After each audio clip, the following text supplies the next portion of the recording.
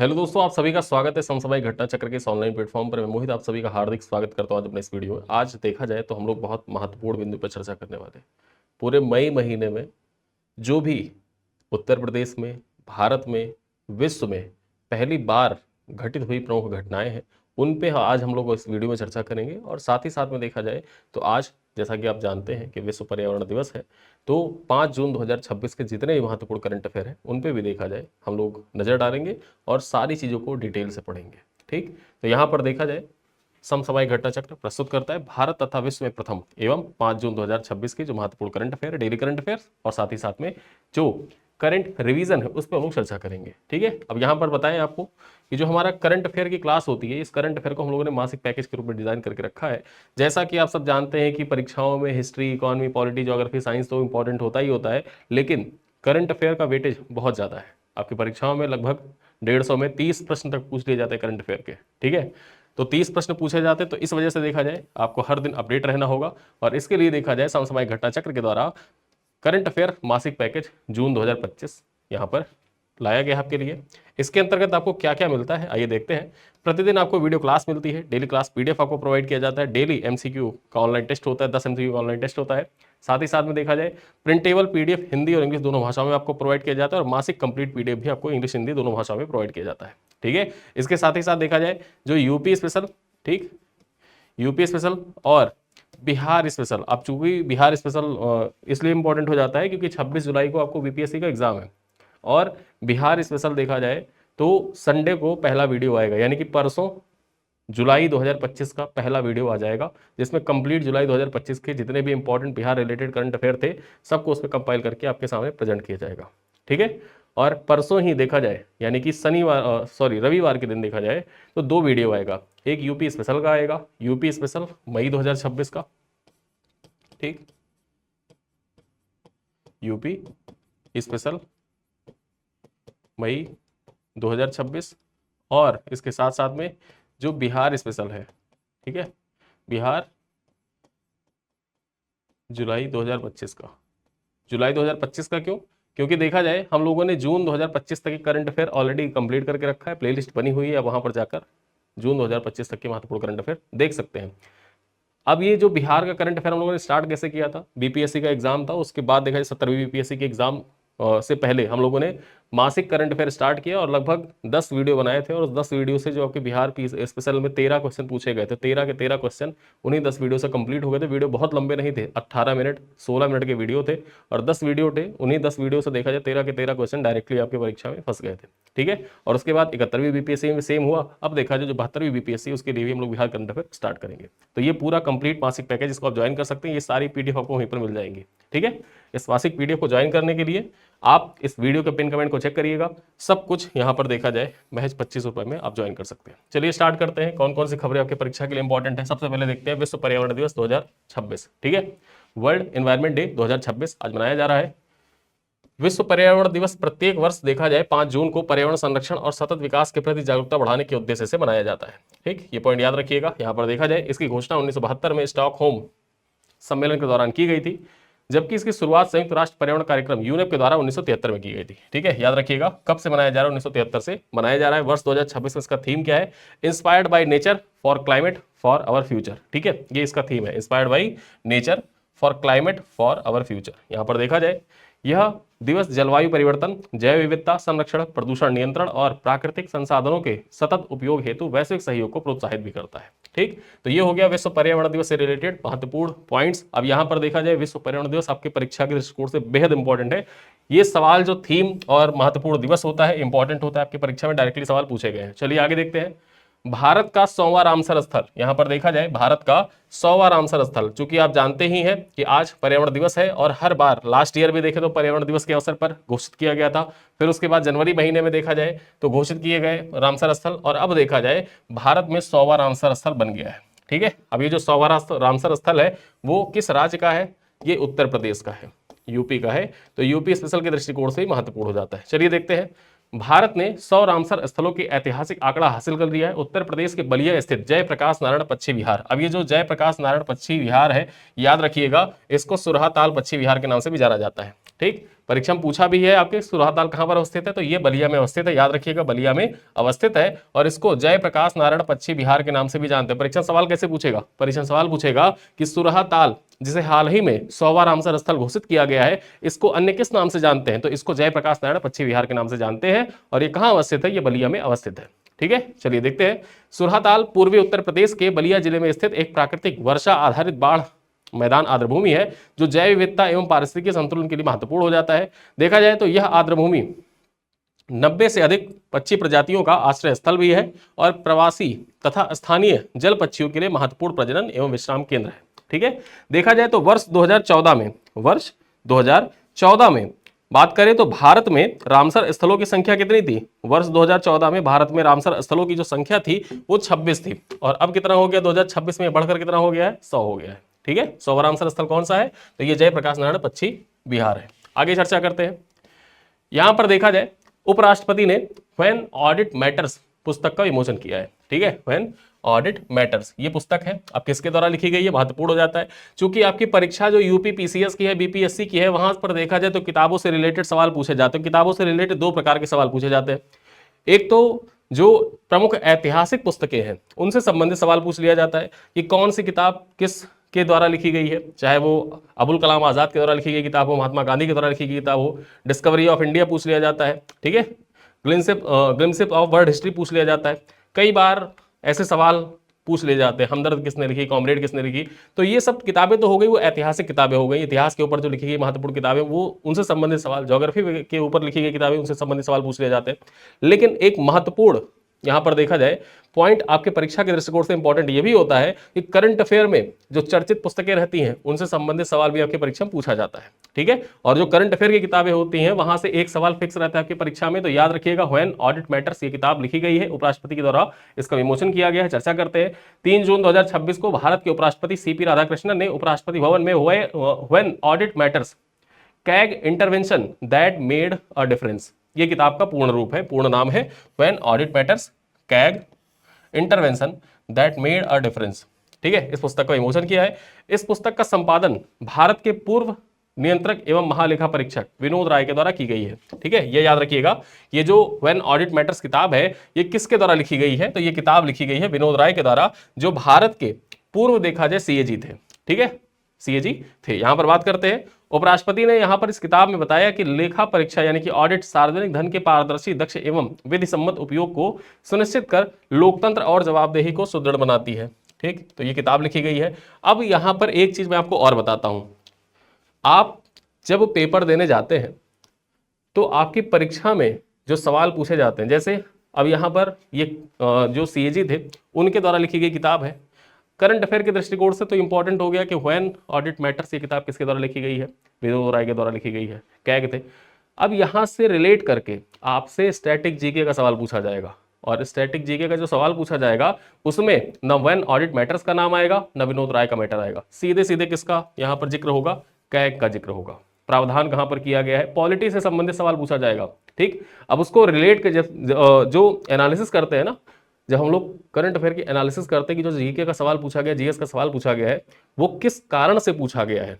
ठीक है, किस कारण से उस साल पूछा गया, तो उसका कोर निकल कर यही आता है। ये किताब लिखी गई थी विनोद राय के द्वारा, जो पूर्व यहां पर देखा जाए पूर्व नियंत्रक एवं महालेखा परीक्षक थे, उनके द्वारा किताब लिखी गई थी। इसी वजह से देखा जाए तो जो कैग का पद था वो एक बार फिर से चर्चा में आ गया, और संविधान में इसका क्या प्रावधान है उसी से रिलेट करते हुए सवाल आपकी परीक्षा में पूछ लिया जाता है। ठीक, चलिए आगे देखते हैं। अगली खबर क्या है, न्यूयॉर्क में भारत स्वतंत्रता दिवस का प्रस्ताव पारित किया गया है। ठीक है, भारत स्वतंत्रता दिवस का, इंडिया इंडिपेंडेंस डे का प्रस्ताव पारित किया गया है। चर्चा करते हैं। अमेरिका के न्यूयॉर्क राज्य सीनेट ने 15 अगस्त 2026 को राज्य में भारत स्वतंत्रता दिवस घोषित करने के आग्रह करते हुए एक प्रस्ताव पारित किया है। देखा जाए तो यह प्रस्ताव सेनेटर जेरेमी कूनी के द्वारा प्रायोजित था, यानी जेरेमी कूनी ने यह प्रस्ताव पेश किया था। बात करें, प्रस्ताव में भारत की स्वतंत्रता को आत्मनिर्भर एवं लोकतांत्रिक अधिकारों के लिए लंबे संघर्ष का परिणाम बताया गया है। इसमें महात्मा गांधी की विरासत, शांति और अहिंसा के संदेश तथा भारत की लोकतांत्रिक परंपराओं को रेखांकित किया गया। यहां पर देखा जाए तो न्यूयॉर्क राज्य सीनेट ने भारतीय अमेरिकी समुदाय के सामुदायिक, आर्थिक और सांस्कृतिक योगदान की भी सराहना की है। तो याद रखिएगा कि भारत स्वतंत्रता दिवस की घोषणा अमेरिका के किस राज्य के सीनेट, मतलब भारत स्वतंत्रता दिवस के लिए प्रस्ताव अमेरिका के किस राज्य द्वारा पारित किया गया? तो याद रखना, न्यूयॉर्क राज्य के सीनेट के द्वारा पारित किया गया। किसने पेश किया था? तो जेरेमी कोनी के द्वारा पेश किया गया है। या ये भी पूछ सकते हैं किस देश में भारत स्वतंत्रता दिवस का प्रस्ताव पेश किया गया है? ऑप्शन दे देगा, फ्रांस, इटली, अमेरिका या फिर ब्रिटेन। ठीक, अब वहां पर आपको टिक करना है अमेरिका। चलिए आगे देखते हैं, अगली खबर क्या है। भारत को S-400 का चौथा स्क्वाड्रन मिल गया है। ठीक है, यहां पर देखा जाए भारत को रूस से सुदर्शन S-400 वायु रक्षा प्रणाली का चौथा स्क्वाड्रन प्राप्त हुआ है, जिसे शीघ्र ही एक महत्वपूर्ण सामरिक क्षेत्र में तैनात किया जाएगा। वर्ष 2018 में भारत और रूस के बीच में हुए समझौते के तहत देखा जाए तो S-400 की कुल 5 स्क्वाड्रन मिलनी है, जिनमें से अब 4 की आपूर्ति हो चुकी है, यानी कि एक अब बचा हुआ है। यहां पर देखा जाए रूस यूक्रेन युद्ध के कारण आपूर्ति में विलंब हुआ, जबकि 5वां और अंतिम स्क्वाड्रन अगले कुछ महीनों में मिलने की संभावना भी जताई जा रही है। यहां पर देखें तो भारत प्रोजेक्ट कुशा के तहत स्वदेशी लंबी दूरी की वायु रक्षा प्रणाली का भी विकास कर रहा है, ताकि मिसाइल, ड्रोन और लड़ाकू विमानों से सुरक्षा एवं आत्मनिर्भरता बढ़ सके। ठीक है, तो याद रखिएगा कि भारत के द्वारा जो स्वदेशी तकनीकी से लंबी दूरी की वायु रक्षा प्रणाली विकसित की जा रही है, वो किस प्रोजेक्ट के तहत? तो प्रोजेक्ट कुशा। यह प्रोजेक्ट कुशा जरूर याद रखिएगा, आपके एग्जाम के दृष्टिकोण से महत्वपूर्ण है। चलिए आगे देखते हैं। आरबीआई ने स्वर्ण भंडार बिक्री की खबरों का खंडन किया। जैसा कि आप जानते हैं कि पिछले 2 दिनों से देखा जाए तो ब्लूमबर्ग की एक रिपोर्ट प्रकाशित हुई, जिसमें कहा गया कि आरबीआई के द्वारा जो 12 अरब डॉलर का जो स्वर्ण भंडार था उसको बेचा गया है, ऐसा ब्लूमबर्ग ने दावा किया। अब यहां पर क्या हुआ है कि पीआईबी और जो रिजर्व बैंक ऑफ इंडिया है उसके द्वारा इन खबरों का खंडन किया गया है। ठीक, जानना आपके दृष्टिकोण से इंपॉर्टेंट हो जाता है। क्यों? क्योंकि जो गोल्ड भंडार होता है उससे संबंधित आंकड़े यहां पर बताए गए हैं, उन पे चर्चा करते हुए इस खबर को देखते हैं।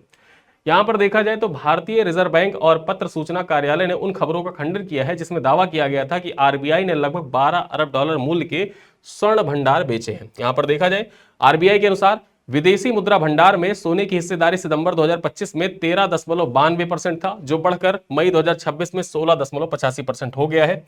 अप्रैल 24 2026 तक, यानी कि 24 अप्रैल 2026 तक आरबीआई के पास 880.52 मीट्रिक टन सोना था, जिसमें से 680 टन से अधिक भारत के भीतर सुरक्षित रखा गया है। यहां पर देखा जाए सोने के भंडार का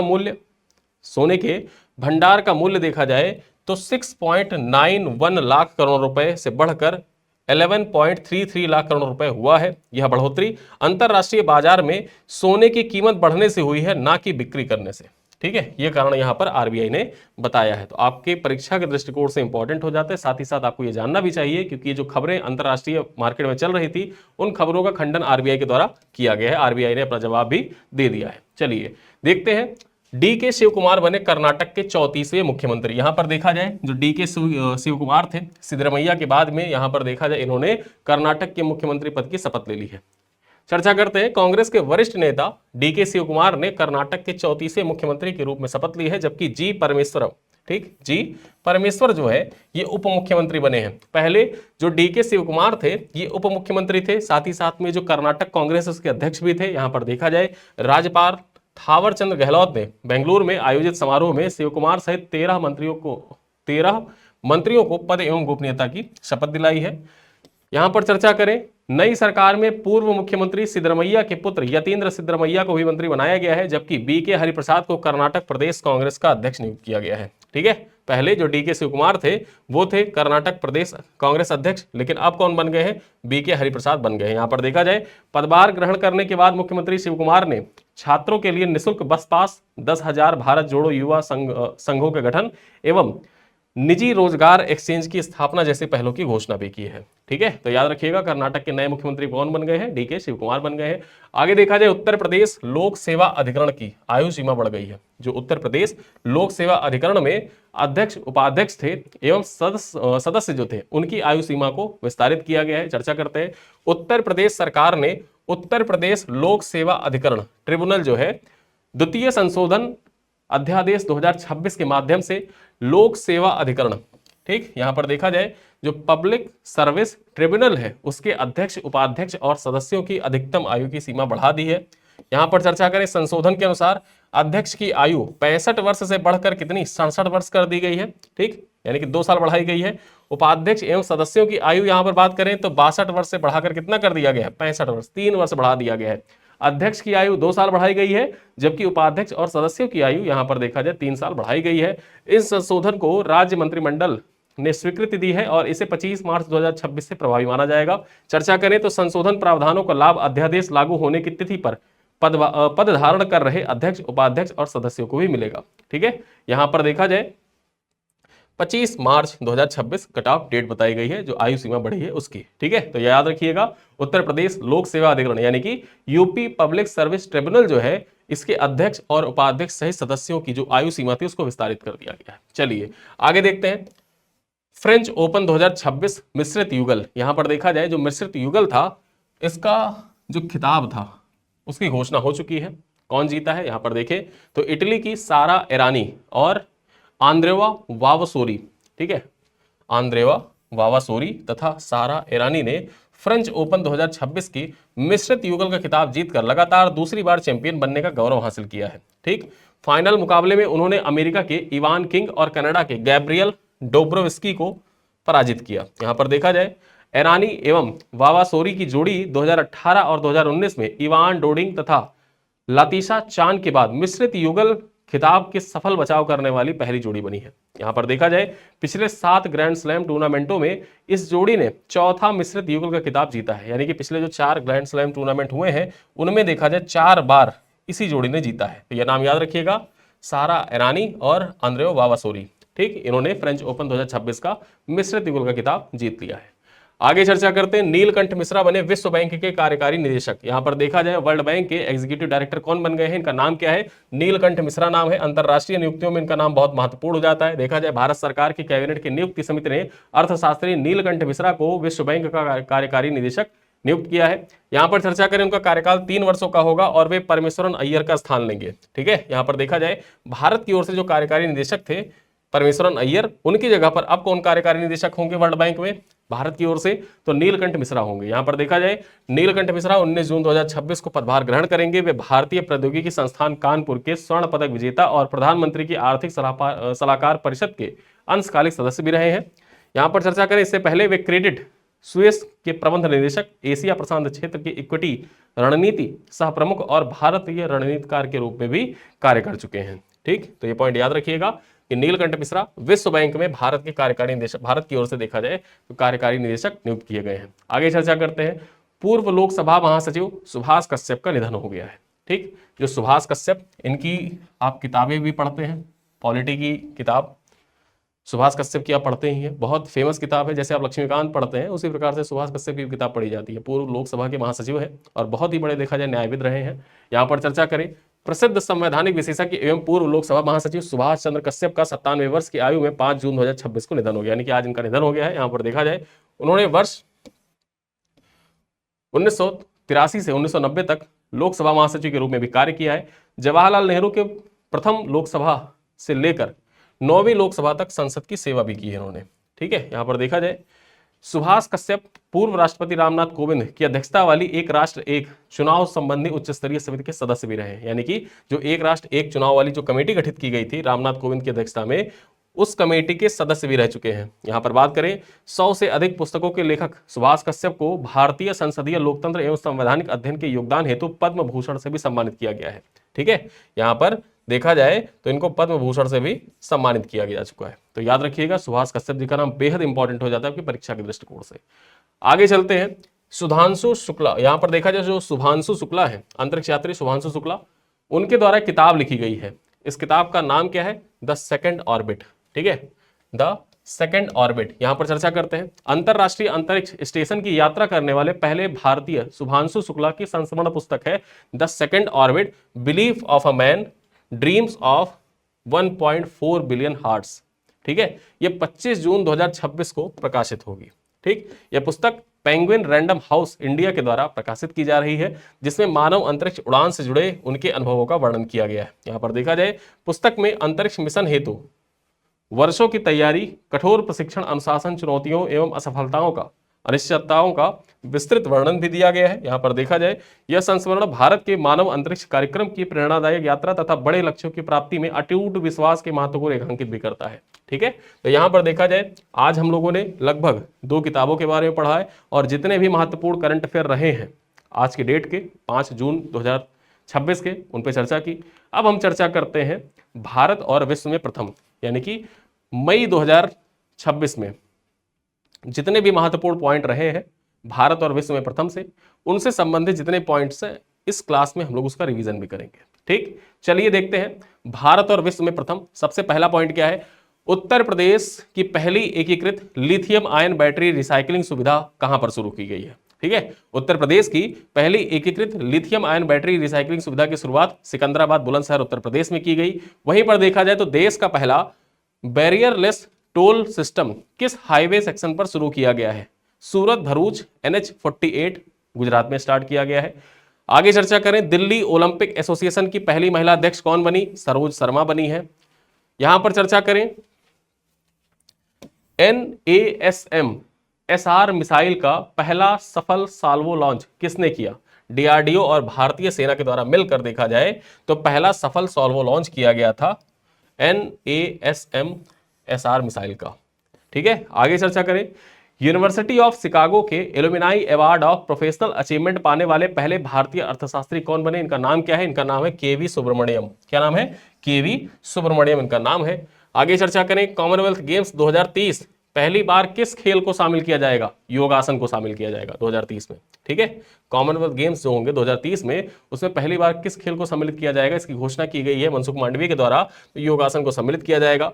प्रेसिडेंट कलर्स सम्मान प्राप्त करने वाला पूर्वोत्तर का तीसरा राज्य कौन बना है? सिक्किम बना है। ठीक, पूर्वोत्तर का तीसरा राज्य सिक्किम बना है। पूर्वोत्तर का पहला डिजिटल FRA एटलस किस राज्य के द्वारा लॉन्च किया गया है? पूर्वोत्तर भारत का पहला डिजिटल FRA एटलस त्रिपुरा के द्वारा लॉन्च किया गया है।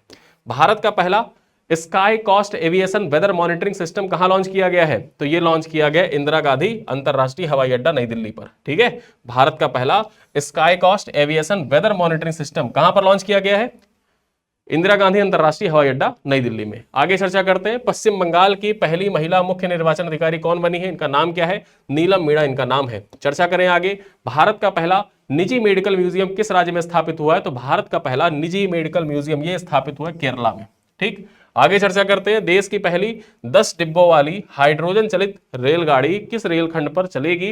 तो ये जिंद सोनीपत हरियाणा में चलेगी। याद रखिएगा, 10 डिब्बों वाली है, हाइड्रोजन चलित रेलगाड़ी है। और ये 10 डिब्बे होंगे ना, ये 10 के 10 डिब्बों में इंजन होगा। अभी तक क्या होता है, जो ट्रेन होती है उसमें एक इंजन होता है और 10 डिब्बों को खींचता है, लेकिन यहां पर देखा जाए तो 10 के 10 डिब्बे में इंजन होगा, हाइड्रोजन चलित होगी। आगे देखें, ब्रिक्स अकादमी मध्यावधि सम्मेलन की पहली बार इसको कहां आयोजित किया गया? तो ब्रिक्स अकादमी मध्यावधि सम्मेलन 2026 पहली बार देहरादून में आयोजित किया गया। चलिए आगे देखते हैं, भारत का पहला स्वदेशी सुपर प्रेशर बैलून किस कंपनी ने लॉन्च किया है? तो भारत का पहला स्वदेशी super pressure balloon red balloon aerospace के द्वारा लॉन्च किया गया है। आगे देखें, दवाओं की निगरानी हेतु देश का पहला एकीकृत पोर्टल किस राज्य ने लॉन्च किया है? तो कर्नाटक ने लॉन्च किया है। भारत का पहला एलगी ट्री कहां पर स्थापित किया गया है? भोपाल में स्थापित किया गया है। भारतीय वायुसेना की पहली महिला कैट ए क्वालिफाइड फ्लाइंग इंस्ट्रक्टर कौन बनी है? इनका नाम है स्क्वाड्रन लीडर सानिया। ठीक, आगे देखते हैं, ई स्पोर्ट वर्ल्ड कप 2026 के शतरंज मुख्य मुकाबले के लिए क्वालिफाई करने वाले पहले भारतीय व्यक्ति कौन बने हैं? इनका नाम है अरविंद चिदम्बरम। ठीक, जो ई स्पोर्ट वर्ल्ड कप होता है इसमें देखा जाए शतरंज मुकाबले के लिए क्वालिफाई करने वाले पहले भारतीय कौन है? अरविंद चिदम्बरम। आगे चर्चा करें, भारत का पहला national AI summit on water 2026 कहां आयोजित होगा? यह बेंगलुरु में आयोजित किया जाएगा। आगे देखें, भारत के पहले AI आधारित एयरक्राफ्ट का नाम क्या है? इसका नाम है काल भैरव। ठीक है, आगे चर्चा करते हैं, भारत में पहली हाइड्रोजन चलित शटल बस सेवा किस संस्थान ने शुरू की है? दिल्ली मेट्रो रेल कॉर्पोरेशन के द्वारा भारत में पहली बार हाइड्रोजन चलित शटल बस सेवा शुरू की गई है। ठीक है, आगे देखते हैं, भारत का पहला मेगा ग्रीनफील्ड शिपयार्ड कहां पर विकसित होगा? यह तूतीकोरिन तमिलनाडु में विकसित किया जाएगा। आगे चर्चा करें, गिफ्ट सिटी में शाखा खोलने वाला पहला ताइवानी बैंक कौन बना है? ठीक है, यहां पर देखा जाए जो गिफ्ट सिटी है उसमें अपनी शाखा खोलने वाला ताइवानी बैंक पहला कौन सा है? CTBC bank. ठीक, आगे चर्चा करें, डी रेगुलेशन फेज 1 और फेज 2 के सफल डीरेगुलेशन फेज 1 और फेज 2 के सभी सुधार पूरे करने वाला पहला राज्य कौन बना है? त्रिपुरा बना है। ठीक है, आगे चर्चा करें। दिल्ली का पहला anti narcotics task force police station किस उद्देश्य से स्थापित किया जा रहा है? तो यह नशा मुक्त दिल्ली अभियान और ड्रग तस्करी नियंत्रण के लिए पहला एंटी नारकोटिक्स टास्क फोर्स गठित किया जा रहा है दिल्ली में। ठीक है, देश का पहला ग्रीन रोपवे कौन सा होगा? तो ऋषिकेश नीलकंठ रोपवे जो होगा यह देश का पहला ग्रीन रोपवे होगा। आगे चर्चा करें। राजस्थान का पहला सेमीकंडक्टर क्लस्टर कहां पर शुरू किया गया है? तो यह भिवाड़ी अलवर में शुरू किया गया है। भारत का पहला satellite tagged Ganga soft shell कछुआ कहां पर छोड़ा गया है? तो यह काजीरंगा राष्ट्रीय उद्यान में छोड़ा गया है। आगे देखें, इंग्लैंड पुरुष टेस्ट टीम की पहली महिला कोच कौन बनी है? इनका नाम क्या है? इनका नाम है सारा टेलर। ठीक, आगे चर्चा करते हैं। यहां पर देखा जाए DASEA मान्यता प्राप्त करने वाली पहली इंस्टीट्यूट ऑफ एनिमेशन कौन बनी है? यहां पर देखा जाए पहली इंस्टीट्यूट ऑफ एमिनेंस कौन बनी है? तो ये OP जिंदल ग्लोबल यूनिवर्सिटी बनी है। ठीक है, आगे चर्चा करते हैं। फिनिक्स जियो सेल किस कचरे से बना भारत का पहला जियो टेक्सटाइल तकनीकी है? तो ये मिश्रित प्लास्टिक कचरे से बना हुआ भारत का पहला जियो टेक्सटाइल तकनीकी है फिनिक्स जियो सेल। ठीक, याद रखिएगा। आगे देखते हैं। स्कॉटलैंड में सांसद चुने गए भारतवंशी नॉन बाइनरी ट्रांसजेंडर उम्मीदवार कौन है? इनका नाम क्या है? इनका नाम है क्यू मणिवन्नन। ठीक है, आगे देखा जाए। बक्सा शहद का पहला निर्यात खेप किस देश को भेजा गया है? तो संयुक्त राज्य अमेरिका को भेजा गया, USA को भेजा गया है। आगे चर्चा करें। भारत की पहली स्वदेशी सेमी हाई स्पीड रेल परियोजना कौन सी है? अहमदाबाद धुलेरा रेल परियोजना जो है ये भारत की पहली स्वदेशी सेमी हाई स्पीड रेल परियोजना है। ठीक, आगे चर्चा करें। IIT मद्रास ने अपना पहला वैश्विक रिसर्च सेंटर किस देश में स्थापित करने की घोषणा की है? तो ये USA में स्थापित करेगा। मोस्ट इंपॉर्टेंट सवाल है, आपकी परीक्षा में पूछा जाएगा। चलिए, भारतीय सेना का पहला ज्वाइंट ऑपरेशंस कंट्रोल सेंटर कहां पर स्थापित होगा? तो ये दिल्ली कैंट में स्थापित किया जाएगा। भारतीय सेना का पहला ज्वाइंट ऑपरेशंस कंट्रोल सेंटर। चलिए देखा जाए अगला पॉइंट क्या है। भारत का पहला स्पेस टेक यूनिकॉर्न कौन सा है? तो स्काई रूट एरोस्पेस भारत का पहला स्पेस टेक यूनिकॉर्न है। यहां पर देखा जाए भारत की पहली अर्बन टेस्टेड एवं एरोसॉल वेधशाला कहां स्थापित की गई है? तो भारत की पहली अर्बन टेस्टबेड और एरोसॉल वेधशाला स्थापित की गई है चेन्नई में। ठीक, आगे चर्चा करते हैं। NCRB ने पहली बार किस प्रकार के अपराधों की एक अलग श्रेणी बनाई है? तो पशु क्रूरता अपराध जो है इसके लिए पहली बार देखा जाए एक अलग कैटेगरी बनाई गई है। भारत का पहला राज्य नेतृत्व वाला स्पेस टेक्नोलॉजी उत्कृष्टता केंद्र कहां पर शुरू किया गया है? तो भारत का पहला राज्य नेतृत्व वाला स्पेस टेक्नोलॉजी उत्कृष्टता केंद्र स्टार्ट किया गया बेंगलुरु में। ठीक है, आगे देखा जाए। भारत का पहला AI संचालित ऑर्बिटल डेटा सेंटर सैटेलाइट कौन सा है? इसका नाम क्या है? इसका नाम है पाथफाइंडर। ठीक, ये भारत का पहला AI संचालित ऑर्बिटल डेटा सेंटर सैटेलाइट है। ठीक है, आगे देखें। यूरोप की पहली पूर्ण एकीकृत लिथियम मूल्य श्रृंखला किस देश में शुरू की गई है? फिनलैंड में स्टार्ट की गई है। यूरोप की पहली पूर्ण एकीकृत लिथियम मूल्य श्रृंखला कहां पर शुरू की गई है? फिनलैंड में। आगे चर्चा करें। गिग वर्कर्स हेतु देश की पहली डिजिटल शिकायत निवारण प्रणाली किस राज्य सरकार के द्वारा शुरू की गई है? कर्नाटक राज्य सरकार के द्वारा शुरू की गई है। आगे चर्चा करें।